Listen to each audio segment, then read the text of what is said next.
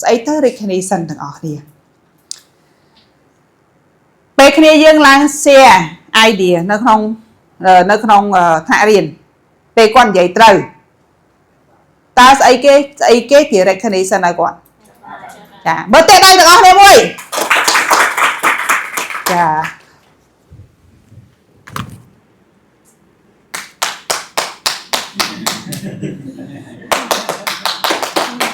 យកមួយ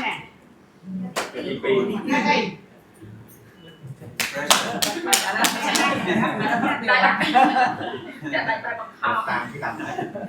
ហើយតែយើងព្រាបថាឲ្យយើង recognition ណាអ្នកគ្រូខ្ញុំ recognize គាត់រដាប់គាត់ធ្វើបានតែមកឲ្យឈ្មោះប៉ែហ្មងណាគេទទួលស្គាល់ recognition យើង recognition អត់មានអស់លុយទេប៉ុន្តែវាជា behavior របស់យើងនៅក្នុងការដឹកនាំក្រុមក្នុងការ communication និយាយជាមួយក្រុម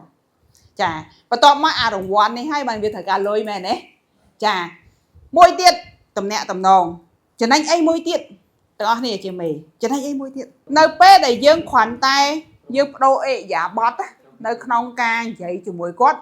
benefit បានអត្ថប្រយោជន៍គឺមកយើងខ្លួនឯងជា direct supervisor ត្រូវទេលទ្ធផលការងារគឺក្រុមរបស់យើងគឺបានคล้ายទៅជាក្រុមសកម្មក្រុមដែលមានលទ្ធផលល្អត្រូវទេតំណាក់តំណងល្អជាមួយកូនចៅយើងសុខទុក្ខយើងដឹងហ្មង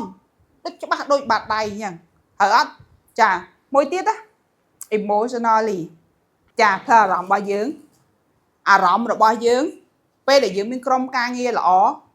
ពេលដែលយើងនិយាយពាក្យល្អគឺយើងសបផ្សាយនៅបរិយាកាសល្អទៅឲ្យក្រុមរបស់យើង motivation អត់មានភាពតានតឹងទេឃើញទេអញ្ចឹងយើង manager យើងនឹងឲ្យ lead សាបព្រោះណាវប្បធម៌ល្អសម្រាប់ក្រុមហ៊ុនយើងហៅ mental health ណា mental health ណាអ្នកឯកទេស KPI ឈានមុខគេនៅកម្ពុជា